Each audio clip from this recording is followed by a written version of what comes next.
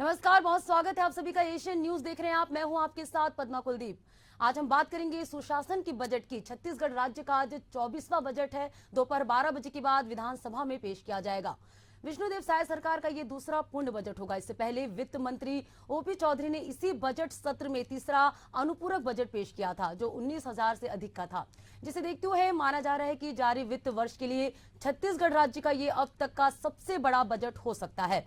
वित्त मंत्री ओपी चौधरी ने मीडिया से बात करते हुए कहा कि इस साल का बजट पिछले बजट की निरंतरता में एक और बड़ा कदम होगा। 2047 तक विकसित छत्तीसगढ़ का निर्माण की दिशा में ये बजट नीतिगत सुधारों, आर्थिक सशक्तिकरण और राज्य के विकास का मार्ग प्रशस्त करेगा। तो आज राज्य का 24वां बजट पेश होगा। वित्त मंत्री ओपी चौधरी आज बजट पेश करेंगे।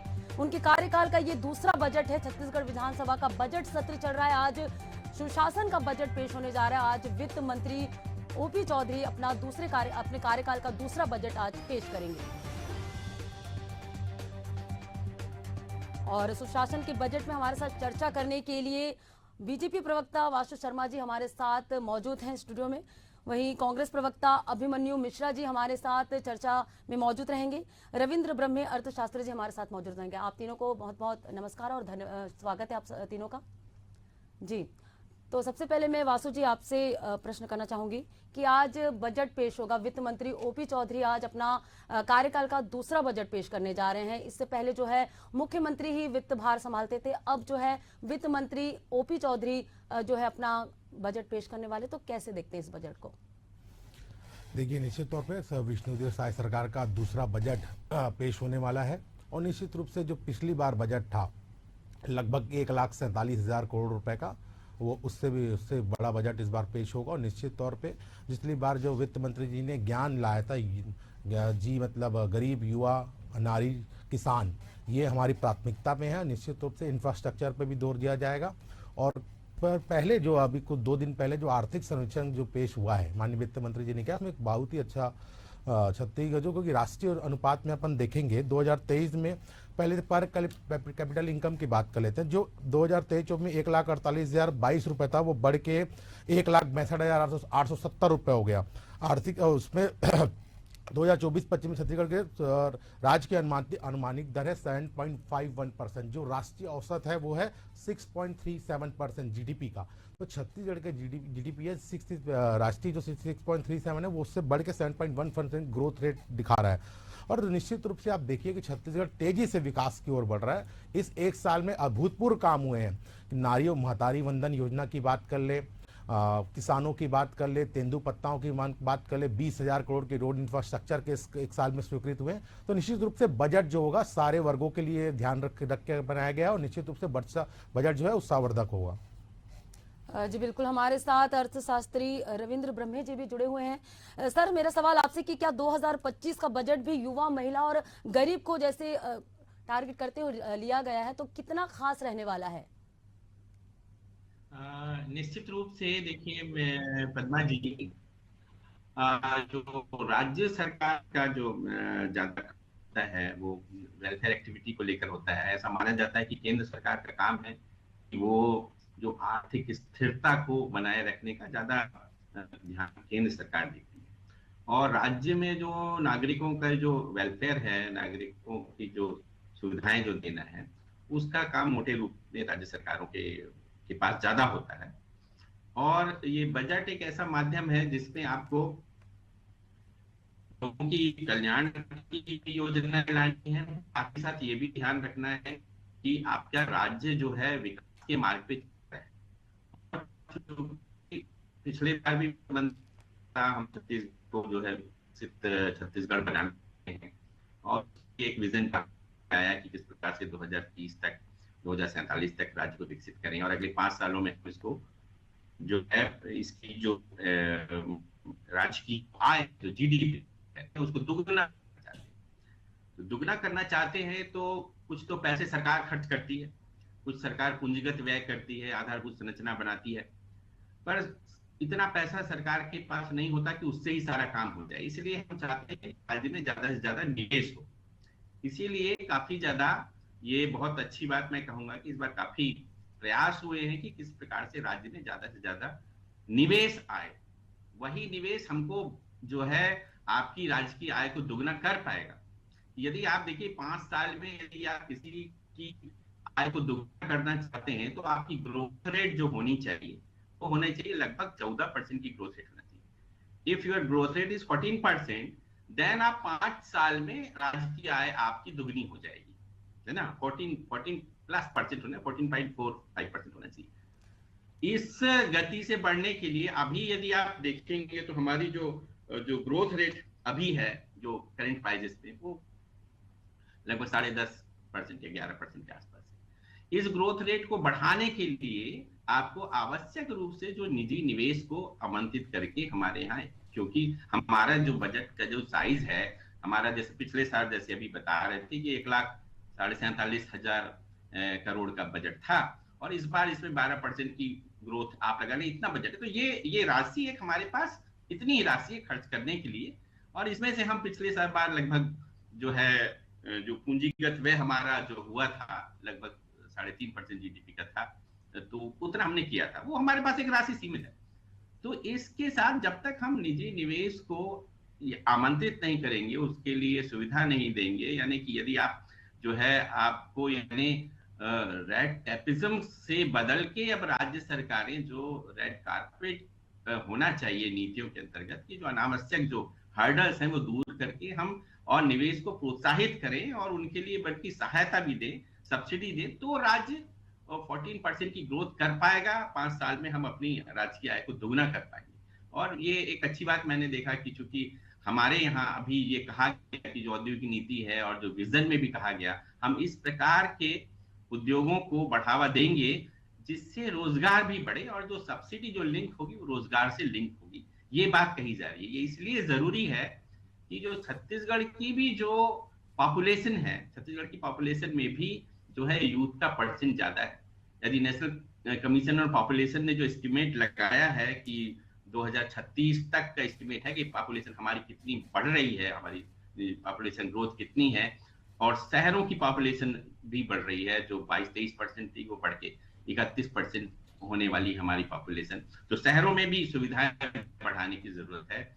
महिलाओं की जो पॉपुलेशन 2011 का सेंसस हुआ, उसके बाद तो सेंसस नहीं हुआ, पर जो पॉपुलेशन जो कमीशन है उसका जो उसने जो अनुमान लगाए हैं उसके आधार पर जो हमारी जो जनसंख्या है, वो जो महिलाओं और पुरुषों की जनसंख्या में जो हमारा सेक्स रेशियो बढ़ने वाला है और ये अंतर कम होने वाला है, मतलब महिलाओं की संख्या भी बढ़ रही है। हमारी 15 से 15 ईयर एज की जो पॉपुलेशन बढ़ रही है, ये एक अच्छा सिग्नल है कि हमारे पास कार्यशील जनसंख्या की मात्रा ज्यादा हो रही है, और ऐसे में आने वाले 10-15 सालों में हम इनको यदि रोजगार दे पाते हैं, इनको यदि उत्पादक कार्य में लगा सकते हैं, तो निश्चित रूप से जो विजन डॉक्यूमेंट जो वित्त मंत्री जी ने बनाया है और जिसको लेकर के बजट प्रस्तुत किया जा रहा है, तो छत्तीसगढ़ विकास के एक नए मार्ग पे चलेगा।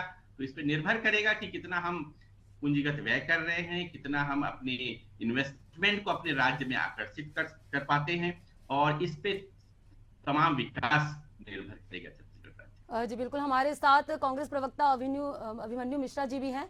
विपक्ष हमेशा से ये कहते रहा है कि उम्मीद भरा बजट नहीं है, कुछ कमी है इस बजट में, ये खास होना चाहिए। तो कितनी उम्मीद करते हैं आप अब की बजट जो पेश होने वाली है? सबसे पहले तो आपको नमस्कार जी, आपके व्यूअर्स को मेरा नमस्कार, साथी पैनलिस्ट जो जुड़े हैं हमारे साथ उनको मेरा नमस्कार। देखिए, सबसे पहले तो एक छत्तीसगढ़ के नागरिक होने के नाते हर एक को उम्मीदें हैं। जो बजट पेश होने वाला है, वित्त मंत्री पेश करने वाला है, उसमें हर किसी को उम्मीदें हैं, और ये भी सब साथ में हम उम्मीद करते हैं कि जो जो घोषणाएं सरकार के द्वारा की गई थी चुनाव के समय, और जिन्हें पहले बजट में जिनको कोई जगह नहीं मिली थी, हम उम्मीद करते हैं कि उनको इस बजट में जगह मिले। जैसे कि वादा किया गया था कि युवाओं को ट्रैवल अलाउंस दिया जाएगा, यात्रा के लिए भत्ता दिया जाएगा। उसके अलावा 1 लाख नौकरियों की बात कही थी जो पिछली बार युवाओं के लिए, वो पिछले बजट में कोई उनका जिक्र नहीं था। उसके अलावा 35,000 शिक्षक भर्ती हुआ भी हैं, उनका कोई जिक्र नहीं। 500 रुपए में सिलेंडर देने वाले थे, वो उम्मीद करते हैं कि उसका जिक्र इस बजट में होगा। उसके अलावा जो भेदभाव केंद्र की सरकार छत्तीसगढ़ के साथ कर रही है, चाहे करों में छत्तीसगढ़ के जो हमारे अंश की बात हो, उसके अलावा चाहे कोल की रॉयल्टी में जो हमारे छत्तीसगढ़ का पैसा वर्षों से लंबित है केंद्र सरकार में, उसे भी मेरे अनुसार मांगने की कहीं ना कहीं कवायद होनी चाहिए और छत्तीसगढ़ को उनसे मांगना चाहिए। उसके अलावा जैसा कि आप देखेंगे, हमारे अभी जो व्यापक शर्मा जी जीडीपी की बात कर रहे थे, हमारे 5 साल में छत्तीसगढ़ में 2018 से लेकर 23 तक जीडीपी में काफी बड़ा उछाल जीडीपी ने देखा, जिसका आज तक के सरकारें अपनी पीठ थपथपाने का काम कर रही हैं। जैसे कि अगर आप देखेंगे तो 5 साल में जो आरबीआई की गाइडलाइन में कर्ज के अंतर्गत रहने की बात होती है, उसमें हमें सराहा गया, तो उसको लेकर भी इन्होंने अपनी पीठ थपथपाई। उसके अलावा जो हमारी योजनाएं, जन कल्याणकारी योजनाएं चल रही थी, उसको भी ये लोग सतत रूप से चलाने में असक्षम साबित हुए। कहीं ना कहीं हमारी जो गौठान योजना थी उसको बंद कर दिया गया। उसके अलावा इनकी गौठान योजना अभी तक शुरू नहीं हो पाई है। उसके अलावा अगर कोई प्रदेश की बात करें तो शिक्षा और स्वास्थ्य सबसे प्रमुख जो मुद्दे होते हैं, जो प्रमुख पॉइंट होते हैं किसी भी प्रदेश की विकास के लिए। हमारे सरकार में मोहल्ला क्लिनिक से लेके हमर लैब से लेके हाट बाजार लम स्वास्थ्य योजना जैसी कई योजनाएं स्वास्थ्य के क्षेत्र में संचालित हो रही थी, जिन्हें जो अभी संचालित सही से नहीं हो पा रही हैं। उसके अलावा शिक्षा बजट में पिछली बार कटौती की गई थी, लगभग 20% ओवरऑल बजट का शिक्षा बजट था हमारे समय में, उसको 15% कर दिया गया था पिछली बार। तो कहीं ना कहीं एक रोड मैप समझ में नहीं आ रहा है सरकार का कि ये चाहती क्या है और किस तरफ छत्तीसगढ़ को लेकर जाना चाहती है। कृषि की ओर ज्यादा ध्यान नहीं दिया जा रहा है। महतारी वंदन के लिए पिछली बार जितना प्रावधान किया गया था, उससे 1 करोड़ में से केवल 25 लाख महिलाएं लाभान्वित हो पा रही थी। तो ऐसी कई सारी बातें हैं जो पिछले बजट में नहीं थी या जो उम्मीद के अनुसार नहीं था पिछला बजट, वो उम्मीद करते हैं कि इस बार के बजट में होगा और जो इन्होंने वादे किए थे वो वादे पूरे करेंगे। तो यही उम्मीद को लेकर के जो विपक्ष है तो आप कह रहे हैं कि 2024 में जितने भी जो बजट पेश किए थे वो धरातल पर कारगर साबित नहीं हो रहा, कहीं ना कहीं बीजेपी अपना पीठ थपथपाने का काम करे। तो हम वासु जी से ही पूछेंगे। देखिए, कांग्रेस से उम्मीद तो नहीं कर सकते आप कि वो बजट है, भारतीय जनता पार्टी और सरकार के बजट का तारीफ करे। उनका काम है, विपक्ष में है, वो अपना खामियां निकालेंगे। लेकिन अभी हमारे भाई कह रहे थे कि जीडीपी हमारे सामने बड़ा उछाल आया था, तो मैं आपको बता दूं, जब राष्ट्रीय औसत 8.3 था तो छत्तीसगढ़ का औसत कितना था, थोड़ा अभिमन्यु जी बताएंगे। तो वो कम हुआ करता था। इस बार पहली बार ऐसा हुआ है कि राष्ट्रीय औसत से हम ज्यादा बढ़े हैं, तो पहली बार हुआ है। थोड़ा अध्ययन कर लीजिए। अब बीच में मैं नहीं बोला, थोड़ा उसके बाद ये कह रहे हैं कि हमने जो वादे किए थे, पहले ही कैबिनेट में हमने प्रधानमंत्री आवास देने की बात कही। 8.5 लाख आवास स्वीकृत हुए, 20,000 करोड़ के रोड इंफ्रास्ट्रक्चर के काम स्वीकृत हुए, 3100 रुपए किसानों को मिल रहा है। महतारी वंदन योजना का पैसा 1,000 रुपए लगातार मिल रहा है। तेंदुपत्ता संग्रहों को 5500 रुपए प्रति मानक बोरे के दर से पैसा मिल रहा है। तो जितने वादे, प्रमुख वादे में पीएससी घोटाले की सीबीआई जांच की बात हमने कही थी, तो निश्चित सारे वादे हमने धरातल पे उतार के दिखाए हैं।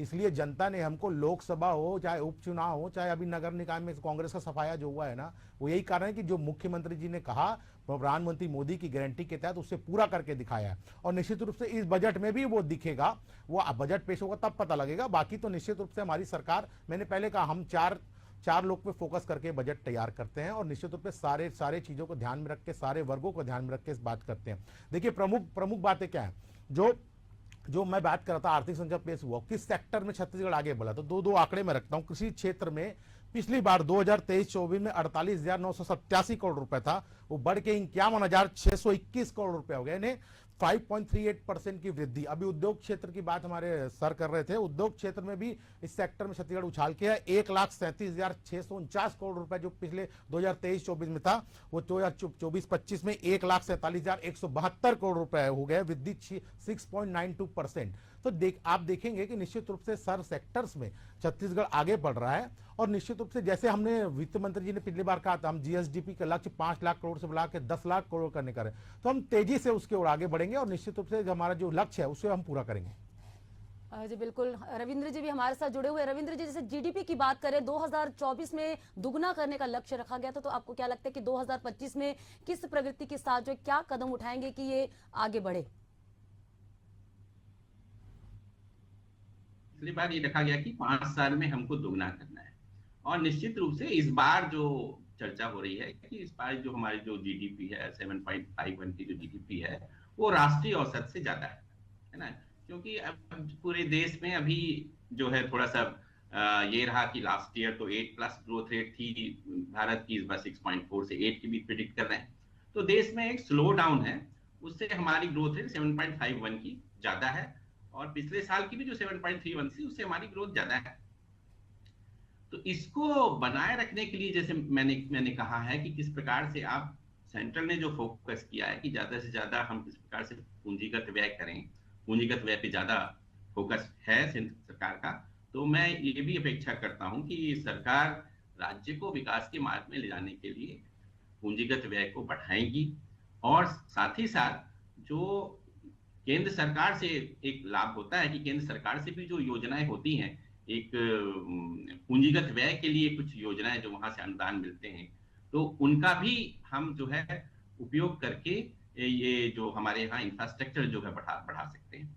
तो निश्चित रूप से बजट जो है सभी वर्गों के लिए होता है, जिसमें सभी वर्गों के लिए समान उसको आवंटन होना चाहिए, चाहे ग्रामीण क्षेत्र है या शहरी क्षेत्र है या किसान है या महिलाएं हैं खासकर, तो या स्वास्थ्य है या शिक्षा है। तो इन पे जरूर मुझे लगता है कि बजट में कुछ बातें सभी लोगों के लिए होंगी। और इसके साथ साथ हम चूंकि अर्थशास्त्र से संबंधित रखते हैं और ये जानते हैं कि जो इसके साथ आपको आप किस प्रकार से अपने वित्त का प्रबंधन करते हैं, राज्य सरकार किस प्रकार से वित्त का प्रबंधन करती है, वो मायने रखता है कि आपके दीर्घकाल में आपका विकास होगा या नहीं होगा या किस प्रकार से होगा। और दूसरी चीज जो होती है ये विकास के लिए जरूरी जो बजट के अंतर्गत होती है वो रहती है कि आपके जो बजट में जो एक्सपेंडिचर है, जो व्यय जो कर रहे हैं आप, टोटल जो व्यय होगा जो पिछले साल 1,47,000 करोड़ के लगभग था, उसकी गुणवत्ता क्या है। वो गुणवत्ता का जो है, यदि वो गुणवत्ता उसकी अच्छी है, उस गुणवत्ता का मतलब जिस प्रकार से आकलन करते हैं, ये आकलन होता है कि भाई आपका जो पूंजीगत व्यय बढ़ रहा है या नहीं बढ़ रहा है। एक गुणवत्ता करने का ये आकलन है। दूसरा आकलन ये है कि राजस्व व्यय और पूंजीगत व्यय में जो है कितना वो रेशियो क्या है उन दोनों के बीच में, ये दो पैरामीटर यूज किए जाते हैं। और अभी तो केंद्र सरकार ने कहा भी है कि राज्य सरकारों के लिए सभी वो जो है राजकोषीय जो स्थिरता निर्देशांक सभी राज्यों के लिए बनेगा है। तो ये दो चीजें होती हैं किसी भी राज्य के विकास के लिए बजट के अंदर, कि आप किस प्रकार से अपने वित्त का प्रबंधन करते हैं और किस प्रकार से राज्य को विकास करने के लिए किस प्रकार से आप जो है अपने यहाँ आधारभूत संरचना को बढ़ाते हैं या जो है बाहर से निवेश आकर्षित कर पाते हैं, उस पे राज्य का विकास निर्भर करेगा। जी बिल्कुल। अभिमन्यु जी, क्या कहेंगे आप कि क्या सुधार होना चाहिए जो बजट पेश होने वाला है, क्या क्या उम्मीद रखते हैं आप? जी, मैंने तो पहले ही कहा, सीधी सीधी बात कही, मैं ज्यादा गोल घुमा के बात नहीं किया। जो वादे सरकार ने किए थे वो वादों के ऊपर पहले इनको फोकस करना चाहिए। इन्होंने नौकरियां देने का बात की, आज पूरा प्रदेश भर के युवा 35,000 शिक्षक भर्तियों का इंतजार कर रहे हैं, लगातार पूछते हैं कि कब होंगी। उसके अलावा 1 लाख युवाओं को भर्ती देने की बात कही थी, ये भी मैंने कहा।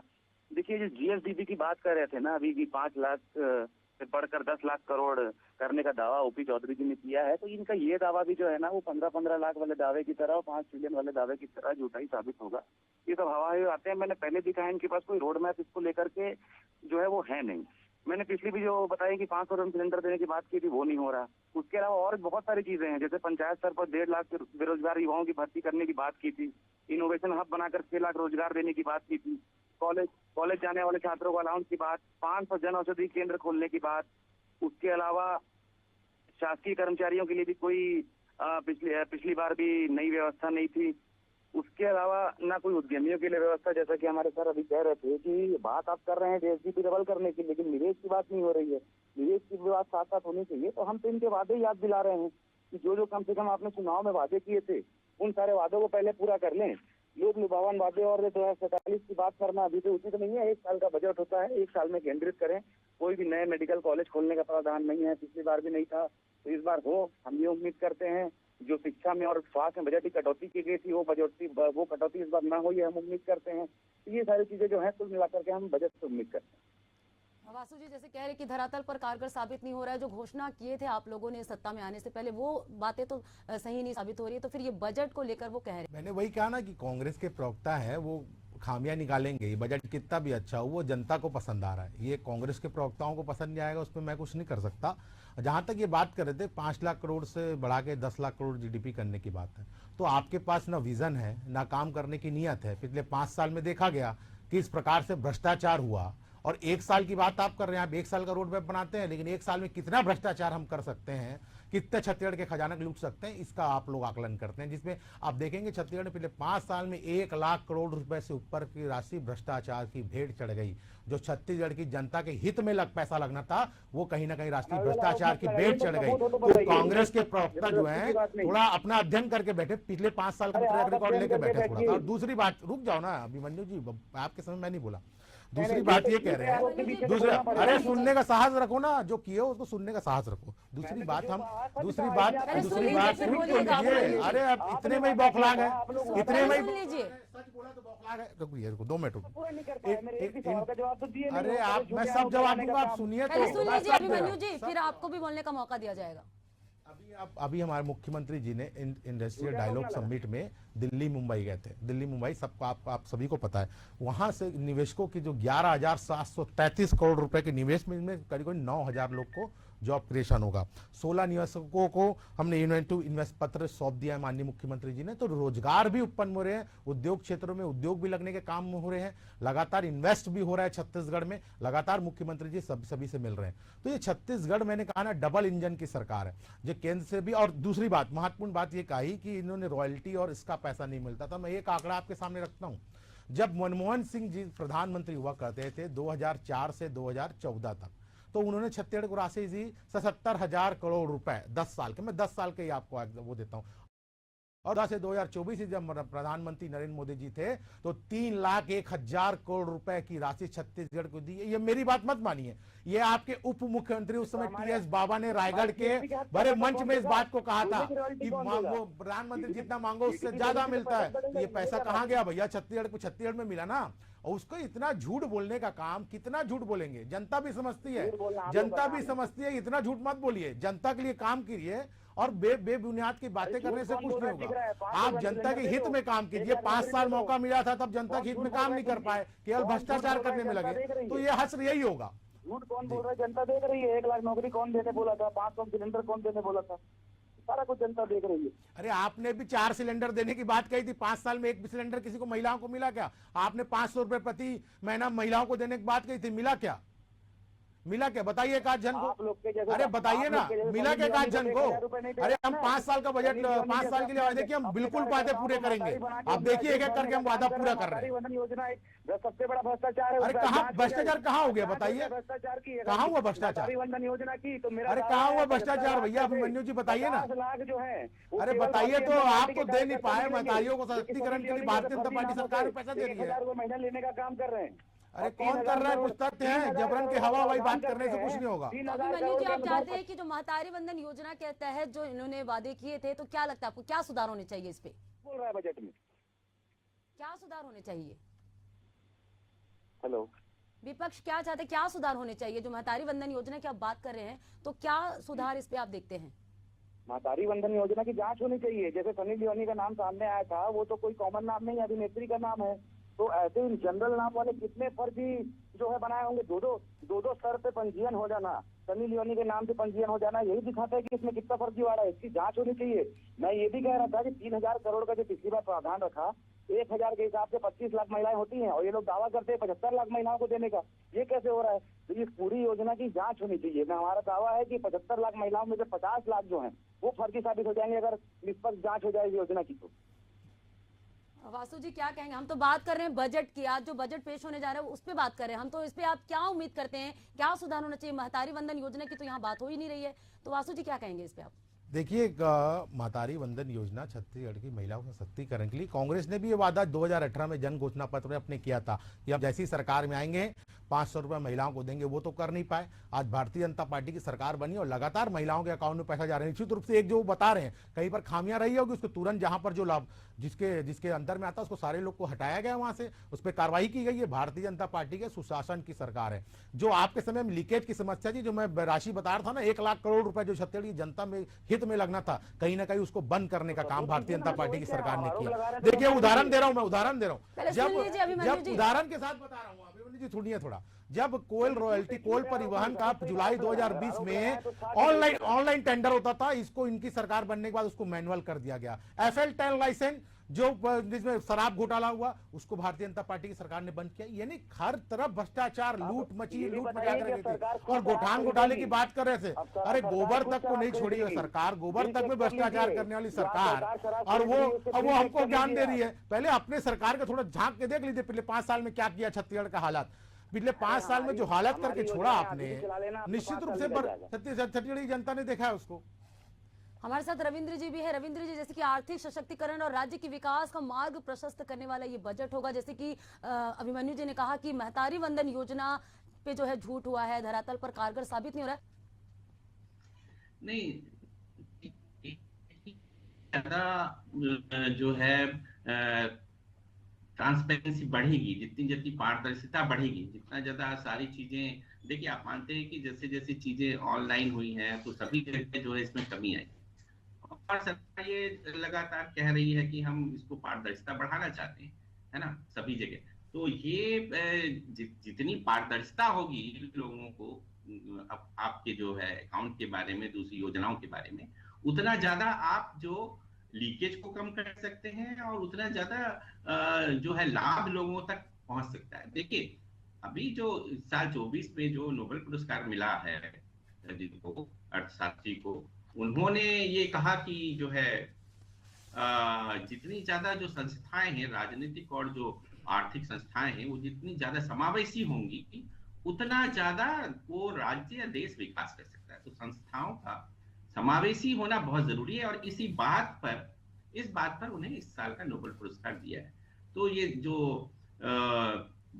तो जितनी भी योजनाएं हैं वो उसमें जो ट्रांसपेरेंसी होगी और लोगों को जितना वो समावेश कर सकते हैं ज्यादा से ज्यादा लोगों का, है ना, तो वो जो है ज्यादा विकास को गति देने वाला होगा, सभी का विकास होगा। तो मैं आशा करता हूं कि इस प्रकार की योजनाएं हो जो जो जो वंचित जो वर्ग है उस तक भी उनको भी समावेश करके जो है उनके विकास में योगदान दे, तो पूरे राज्य का जो है विकास अपने आप होगा। जी वासु जी, 2024 में शुरू हुई अटल निर्माण वर्ष की पहल को 2025 में कैसे आगे बढ़ाएंगे? देखिए, अटल रजत जयंती वर्ष चल रहा है और हमारा भी छत्तीसगढ़ के राज्य को 25वां बजट है, सिल्वर जुबली हम जिसे कहते हैं। तो हम भारतीय जनता पार्टी की सरकार ने अटल नववर्ष मनाने की बात कही है, और निश्चित रूप से अटल जी तो श्रद्धेय अटल जी भारत रत्न हैं और छत्तीसगढ़ का राज्य का दर्जा देने वाले नेता हैं, और उसका निश्चित रूप से उनका अहम योगदान है छत्तीसगढ़ के लिए। और निश्चित रूप से हमने जो कहा है वो करके दिखाया है, तभी जनता ने हमको, लोकसभा हो, हम बार बार जनता के बीच चुनाव में गए हैं हमारी सरकार आने के बाद, लोकसभा हो, चाहे रायपुर का उपचुनाव हो, चाहे अभी नगर पंचायत हो, एक अच्छे बहुमत से भारतीय जनता पार्टी ने जीता है। पिछली बार आप देखेंगे कि हम इनकी सरकार बनी थी तो ये किस प्रकार से मेयर का चुनाव अप्रत्यक्ष प्रणाली करके अपना मेयर बना ली थी, लेकिन हम इस बार जनता में गए और जनता से हमको आजाद मिला। आज हमारे मेयर हो, चाहे नगर पालिका हो, जिला पंचायत हो, सब बैठे हुए हैं। जहां तक बात, मैंने फिर से वही कहा कि हमने जो लक्ष्य रखा है वो 2047 का लक्ष्य, विकसित छत्तीसगढ़, विकसित भारत। ये ऐसे ही नहीं सोचते, जब सोच अच्छी होगी, काम करने की नियत होगी, तभी इस ओर आगे बढ़ा जा सकता है। आपकी काम करने की नियत थी नहीं, आपका केवल भ्रष्टाचार करने की नियत थी, तो आप सोच आगे नहीं रख सकते। छत्तीसगढ़ को आगे बनाना है तो 2047 का छत्तीसगढ़ कैसा होगा, उस ओर हम सारे विभाग काम कर रहे हैं। और निश्चित रूप से अभी की भी चिंता की जाती है कि इस बार हमको इस साल में कितना खर्च करना है, किस विभाग में, इसकी भी चिंता होती है, लेकिन आगे की भी सोच हमको रखना पड़ेगा कि कैसे हम छत्तीसगढ़ को उस दिशा में आगे बढ़ा पाए। अभिमन्यु जी, क्या कहेंगे इस पे कि छत्तीसगढ़ भारत और मतलब विकसित भारत और छत्तीसगढ़ को विकसित करने की तर्ज पर जो ये बजट होने जा रहा है, तो आपको क्या लगता है? जी देखिए, सबसे पहले तो यही मैं कहना चाहूंगा कि भारतीय जनता पार्टी को कांग्रेस को कोसना छोड़ करके सबसे पहले तो अपने काम पर ध्यान देना चाहिए। वे सोचेंगे कि अगर वो काम नहीं करेंगे और उसके बाद फिर कांग्रेस को कोस करके सरकार बना लेंगे, तो ये संभव नहीं है बहुत लंबे समय तक के। तो वही है जो मेरे कहना था, जिन्होंने वादा किए थे, जितने भी वादे किए थे, प्रमुख वादे, उनको पूरा करने पे ध्यान देना चाहिए। केवल आरोप नहीं लगाने चाहिए। अप्रत्यक्ष प्रणाली की बात कर रहे थे, प्रत्यक्ष अप्रत्यक्ष प्रणाली की, तो इनके मुख्यमंत्री विष्णुदेव साय भी अप्रत्यक्ष प्रणाली चुने गए हैं, मुख्य प्रधानमंत्री भी अप्रत्यक्ष प्रणाली चुने गए हैं। तो प्रणाली पे सवाल उठाना कहीं से कहीं तक उचित नहीं है कि अप्रत्यक्ष प्रणाली गलत है या प्रत्यक्ष प्रणाली सही है, तो ऐसी बातें न करें। ठीक है, आपने सरकार बनाई है, सब नगर निगम में सरकार बनाई है, नगर निगम में हम विपक्ष पे हैं, विधानसभा में हम मजबूत विपक्ष के रूप में हैं। हम अपना काम करेंगे, आपके वादे आपको लगातार याद दिलाने का काम करेंगे, और जब तक आप उन्हें पूरा नहीं कर लेते, जनता के साथ मिलकर जनता की आवाज उठाने का काम करेंगे। जी, मैं रविंद्र जी से पूछूंगी कि 2024 में पूंजीगत व्यय में 20% की वृद्धि हुई थी, क्या 2025 में बुनियादी ढांचे के लिए इससे भी अधिक निवेश की योजना है?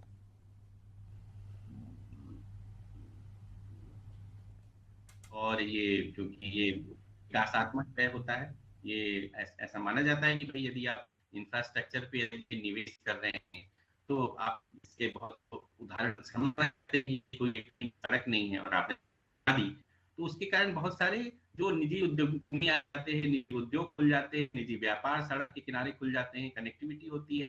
तो जब तक सरकार अपना पूंजीगत व्यय नहीं बढ़ाएगी, क्योंकि पूंजीगत व्यय क्या है, दूसरे निजी निवेश को आकर्षित करता है। सरकार जो खर्चा करती है उसके कारण निजी लोग भी अपना निवेश करने लग जाते हैं। जैसे मैंने एग्जांपल दिया कि सड़क बन जाने के कारण उसके किनारे व्यापार हो जाएगा, उद्योग हो जाएंगे, होटल हो जाएंगी, ढाबा खुल जाएगा, तो ये निजी लोग निवेश करने लग जाएंगे। अब जब सड़क ही वहां नहीं है तो निजी आदमी भी निवेश नहीं करेगा। तो जो हमेशा सरकार का जो निवेश होता है वो बहुत ही लाभदायक होता है, इसलिए उसको अर्थशास्त्र में कहते हैं कि वो निजी निवेश को आकर्षित करता है, जिसको क्राउडिंग इफेक्ट ऑफ इन्वेस्टमेंट कहा जाता है गवर्नमेंट का। तो ये निवेश बढ़ने से बहुत अच्छा है। मैं उम्मीद करता हूँ कि जरूर ये निवेश इस बजट में हम देखेंगे कि ये निवेश जो है पूंजीगत व्यय जो बढ़ रहा है, तो ये इसी आधार पे हम छत्तीसगढ़ एक विकसित छत्तीसगढ़ की नींव रख सकते हैं। जी वासु जी, युवा रोजगार के लिए 2024 में स्टार्टअप 5 करोड़ का प्रावधान था, तो क्या लगता है कि 2025 में युवाओं के लिए रोजगार के अवसर बढ़ाने के लिए कोई नई नीतियां लाई जाएंगी? निश्चित तौर से भारतीय जनता पार्टी की सरकार इस ओर लगी हुई है और बजट में भी इसका अंश आपको देखने को मिलेगा। निश्चित तौर पे हम रोजगार भी उत्पन्न हो रहे हैं, जैसे मैंने आपको पता है इन्वेस्ट समिट के तहत भी हम रोजगार उद्योग लग रहे हैं और रोजगार उत्पन्न हो रहे हैं, और सरकारी नौकरियां भी बहुत सारी इस एक साल के अंदर लगी हैं। तो निश्चित रूप से रोजगार की ओर भी ध्यान दिया जा रहा है। इसीलिए विकसित छत्तीसगढ़ जब की बात करते हैं तो सारे लोगों को, हमने पहले ही कहा, हम ज्ञान, युवा, नारी शक्ति, किसान, इस ओर फोकस बजट रहता है, क्योंकि ये जब आगे बढ़ेंगे तो हमारा छत्तीसगढ़ आगे बढ़ेगा, हमारा देश आगे बढ़ेगा। और आपने देखा होगा पिछले एक साल में भारतीय जनता पार्टी की इंफ्रास्ट्रक्चर के काम पे जोर दिया है। जब इंफ्रास्ट्रक्चर का काम होता है तो छत्तीसगढ़ का जो विकास है वो तेजी से बढ़ता है, जो कांग्रेस की सरकार में ठप रहा।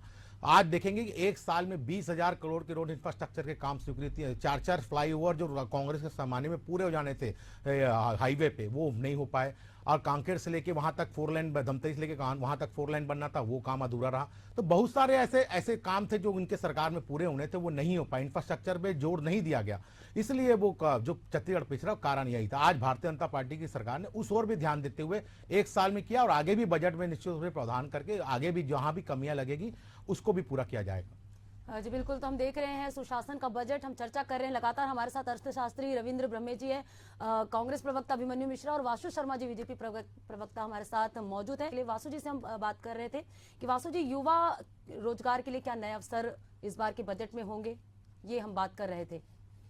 बजट में क्या होगा ये तो आप और मैं अभी नहीं बता सकते, वो तो बजट पेश होने के बाद ही पता लगेगा। लेकिन इतना जरूर होता है इस बार पिछले वर्ष की तुलना में अधिक व्यापक होगा, प्रभावी होगा, प्रदेश के विकास को, आर्थिक स्थिति सुधारने वाला होगा, और योजनाओं के दृष्टिकोण से ऐतिहासिक साबित होने वाला है। आप जब बजट आएगा तो निश्चित रूप से आप फिर से चर्चा करेंगे और हम बैठेंगे, तो निश्चित रूप से हम विजन लेके काम कर रहे हैं, छत्तीसगढ़ को कैसे आगे बढ़ाएं। और जैसे जिस प्रकार से जीडीपी का जो रेट आया है राष्ट्रीय औसत से 7.5% जो बढ़ा, ये अच्छा संकेत है। जो हमने काम किया एक साल के अंदर उसमें अच्छा संकेत दिखा के, क्योंकि जीडीपी जब बढ़ता है तो निश्चित रूप से विकास होता है, छत्तीसगढ़ का विकास हुआ होगा, और छत्तीसगढ़ का विकास होगा तो देश में भी हमारी सहभागिता बढ़ेगी। तो इस ओर निश्चित रूप से छत्तीसगढ़ सरकार ध्यान दे रही है। बिल्कुल, तो क्या खास हो सकता है बजट में, ये हम आपको बता रहे हैं। छत्तीसगढ़ के वित्त मंत्री ओपी चौधरी 1,60,000 करोड़ से अधिक का बजट आज पेश कर सकते हैं। पिछले साल वित्त मंत्री ने 1,47,000 करोड़ रुपए का बजट पेश किया था। पिछली बार वित्त मंत्री ओपी चौधरी ने 19,696 करोड़ रुपए घाटे का बजट पेश किया था। तो आज क्या कुछ खास हो सकता है, ये ग्राफिक्स के माध्यम से हम आपको बता रहे हैं। बजट में महतारी वंदन योजना, बड़े शहरों में फ्री वाईफाई के साथ युवा लोन देकर स्टार्टअप में मदद मिल सकती है। हम युवाओं की बात कर रहे थे वासु जी से। वासु जी, जैसे कि महिलाओं की अगर बात करें तो महिलाओं के लिए क्या कुछ खास रहेगा? आर्थिक सशक्तिकरण की हम बात कर रहे हैं, राज्य के विकास की बात कर रहे हैं, महिला सशक्तिकरण की भी बात कर रहे हैं। देखिए, महिला सशक्तिकरण सबसे पहला कदम तो महतारी वंदन योजना के तहत उठाया गया, जिसमें हर महिलाओं को 1,000 रुपये मिल रहा है। और जैसे केंद्र की भी कुछ योजनाएं उसको भी धरातल पर उतारे, जैसे नमो ड्रोन दीदी जैसे है, और वहाँ पर मितानिन समितियां होती है, उनको भी लोन देने की बात पिछले बजट में कही गई थी, उनको सशक्तिकरण करने की बात कही गई थी। तो ऐसी बहुत सारी योजनाएं।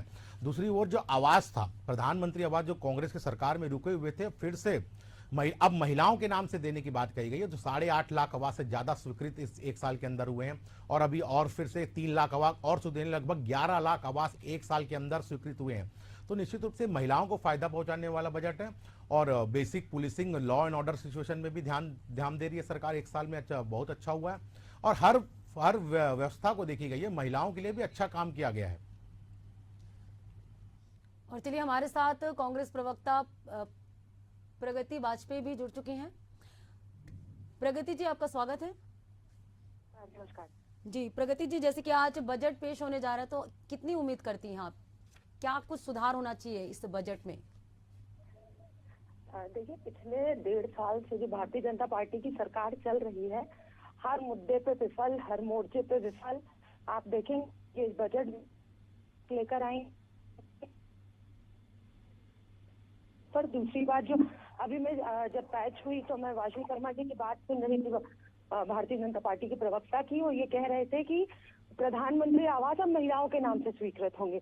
मतलब जनता को ये फिर भ्रमित करेंगे, फिर गुमराह करेंगे, फिर कागज के नाम पर, डॉक्यूमेंटेशन के नाम पर ये फिर घुमाएंगे। अरे, जो प्रधानमंत्री आवास आप कितने आपको देने हैं, आपने पहले से चिन्हित करके यदि रखा है, तो उनको 1.5 साल में क्यों नहीं दिया? क्यों सिर्फ गाना गा रहे हैं? आप देखेंगी तो हर मोर्चे पर एक विकास का कोई कार्य बता देंगे 1.5 साल में कि इनकी सरकार में ये विकास का कार्य हुआ है। एक जुमला बंधन योजना, जिसे भी भेदभावपूर्ण महिलाओं को दिया जा रहा है, आदि महिलाओं को दिया जा रहा है, आदि को वो भी नहीं मिल रहा है। उसके अलावा भारतीय जनता पार्टी का कोई एक ऐसा काम बता दीजिए, कोई एक ऐसी योजना बता दीजिए कि जो जनता तक पहुंची है और उसका लाभ अंतिम पंक्ति के अंतिम व्यक्ति को मिल रहा है। जैसे कि 2024 में महिला और बाल विकास के लिए बजट लाया गया था, 112% की वृद्धि हुई थी। तो क्या 2025 में भी महिलाओं के लिए अधिक सशक्तिकरण की योजनाएं शामिल हो सकती हैं? निश्चित तौर पे मैंने पहले कहा, हमने विज्ञान के जब महिला, युवा, नारी, किसान, ऐसे बजट में पिछले बार ही फोकस करके बनाते, इस ओर भी बजट फोकस करती है। अभी प्रगति जी कह रही थी एक योजना गिना दी, मैं तो गिना रहा हूँ। किसानों को हम 3100 रुपए दे रहे हैं, तेंदुपत्ते प्रति मानक पर 5500 रुपए दे रहे हैं, महतारी वंदन के 1000 रुपये मिल रहा है। मैं तो यहाँ तक कह रहा हूँ कि कांग्रेस की नेत्रियों को भी पैसा मिल रहा है, अगर उन्होंने फॉर्म भरा होगा तो। मैं ऐसे लोग को भी जानता हूँ। तो ऐसे दिक्कत नहीं, कांग्रेस का निश्चित रूप से विपक्ष में वो अपनी बातें करेंगे, लेकिन जनता से ऐसा कोई सरोकार नहीं है। क्योंकि जनता के पास जब ये गए हैं तो लगातार उसके बाद चुनाव हुए, जनता में इनकी स्वीकारता खत्म हो गई है, ये झूठ की राजनीति करते हैं और जनता इनको जवाब दे चुकी है। और निश्चित रूप से बजट जो आएगा वो आर्थिक स्थिति छत्तीसगढ़ की सुधरेगी और छत्तीसगढ़ तेजी से आगे बढ़ने वाला बजट होगा।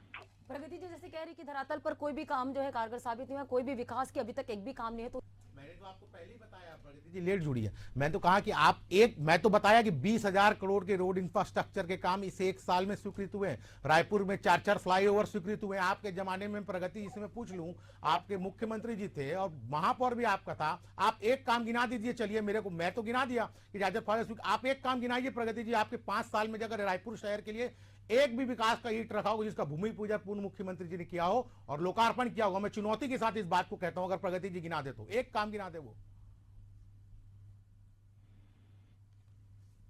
जी प्रगति जी इस पे जवाब दीजिए।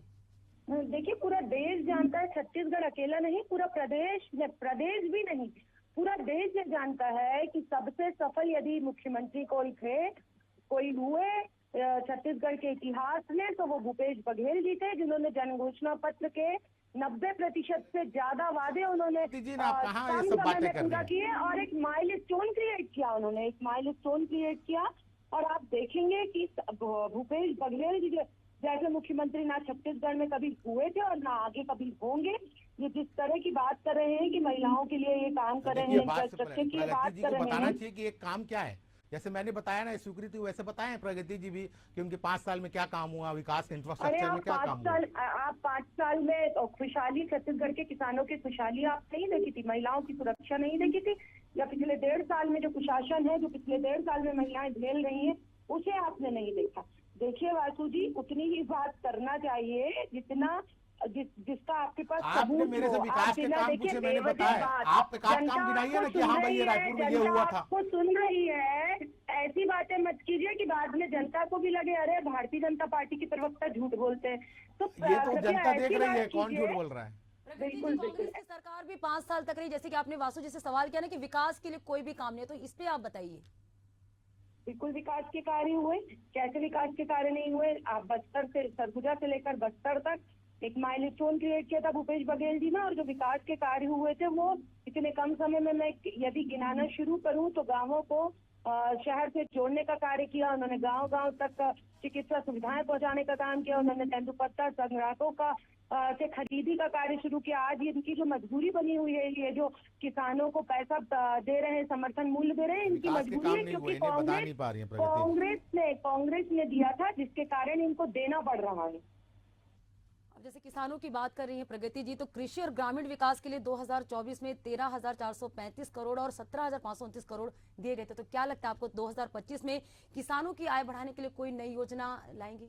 देखिए योजनाएं हैं। छत्तीसगढ़ एक ऐसा राज्य है, धान का कटोरा कहा जाता है, और किसानों को सबसे ज्यादा राशि अगर कोई प्रदेश दे रहा है उसका नाम है छत्तीसगढ़ सरकार। 3100 रुपए 21 क्विंटल धान खरीदी लगातार हो रही है और इस बार भी संपन्न हुई है। मैंने आपको पहले ही बताया थोड़ी देर पहले कि जब आर्थिक संरचना रिपोर्ट पेश हुआ तो 2 सेक्टर मेन फोकस में रहे, इसके कारण हम तेजी से विकास करें। कृषि में जैसे मैंने आपको आंकड़े के साथ बताया, पहले 48,987 करोड़ था, वो 2023-24 में 24-25 में बढ़ के 51,621 करोड़ हो गया। इसमें 5.38% की वृद्धि हुई है। आगे भी निश्चित तौर से बजट में प्रावधान होंगे और आगे भी इस प्रकार की वृद्धि किसानों के लिए होगी। औद्योगिक क्षेत्र की बात मैंने किया, लेकिन सवाल ये है, आप प्रगति जी ने मेरे से पूछा, मैंने बताया कि हमने 1 साल में इतने फ्लाईओवर स्वीकृत किए, इतने रोड स्वीकृत किए, लेकिन उनके पास एक जवाब नहीं कि रायपुर के लिए हमने इतने एक फ्लाईओवर बना दिया, एक नालंदा परिसर बना दिया, एक कुछ ऐसा बना दिया। नहीं, एक भी जवाब नहीं इनके पास नहीं है बताने के लिए। इसलिए मैं चुनौती के रूप में पूछ रहा हूं कि आप बताइए कि रायपुर शहर और छत्तीसगढ़ में एक ऐसा कोई उपलब्धि है जो पूर्व मुख्यमंत्री जी ने भूमि पूजन किया और उसी का लोकार्पण किया हो। फीता बहुत काटा है, वो सब भारतीय जनता पार्टी के कार्यक्रम का काटा है। तो एक आध काम बताइए जनता को, कि जनता भी समझे कि आपने बहुत विकास किया है। जी प्रगति जी, जवाब दीजिए। देखिए, जो सड़क की बात करें वो किसके कार्यकाल में स्वीकृत हुआ? ये सड़क मार्ग बनाने का जो कार्य है वो किसके कार्यकाल में स्वीकृत हुआ? बावजूद उसके जब केंद्र हमारे साथ भेदभावपूर्ण रवैया रखा, केंद्र सरकार भूपेश हमारा जीएसटी का पैसा हमको नहीं दी, टैक्स का पैसा हमको नहीं दी, उसके बावजूद भूपेश बघेल जी ने हर संभव प्रयास करके इस प्रदेश में विकास की जो गंगा थी उसे बहाया है। आपको ज्ञात होगा कि जो आज भूमि पूजन, जो आज ये रोड की बात कर रहे हैं, ये भूपेश बघेल जी के कार्यकाल में कौन सा नाम लेके बताइए, कौन सा रोड स्वीकृत हुआ था? क्यों? ये जो अभी कई हजार करोड़ के प्रधानमंत्री जो रोड स्वीकृत हो रही है, प्रधानमंत्री रोड स्वीकृत का, मैं तो 20,000 करोड़ के छत्तीसगढ़ की सरकार की बात कर रहा हूँ। राज्य सरकार, जब भूपेश बघेल जी की सरकार, अरे हाईवेज की बात कर रहा हूँ मैं, हाईवेज की, फ्लाईओवर की बात कर रहा हूँ मैं। चलिए, आरोप प्रत्यारोप का दौर तो जारी रहेगा। फिलहाल आज वित्त मंत्री ओपी चौधरी बजट पेश करने जा रहे हैं। आर्थिक सशक्तिकरण, राज्य के विकास का मार्ग प्रशस्त करेगा ये बजट, आगे देखने वाली बात होगी। वासु जी और प्रगति जी, आप दोनों का धन्यवाद कि आपने हमारे साथ इस चर्चा में शामिल हुए। बहुत बहुत धन्यवाद।